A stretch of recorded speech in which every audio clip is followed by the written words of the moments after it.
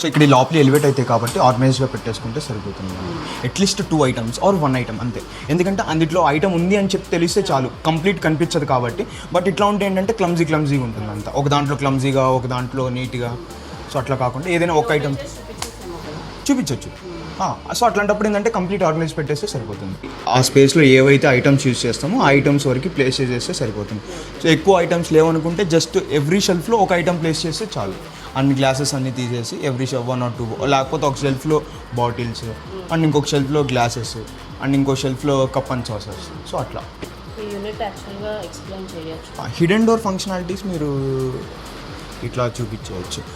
Personal involvement ఉండాలంటే అది okay fine. Personal involvement అవసరం లేదు అన్న టైంలో, పర్సన్ అవసరం లేదు, మేము అంత ఎక్స్పోజ్ అవ్వకూడదు అన్న టైంలో, అంటే కొంతమంది ఏంటంటే ఓన్లీ వీడియో మొత్తం మీద 1 or 2 స్పేసెస్లో కనిపిస్తే చాలు అనుకుంటారు. సో అట్లాంటప్పుడు ఈ స్టైల్లో మీరు ప్రొసీడ్ అవ్వచ్చు.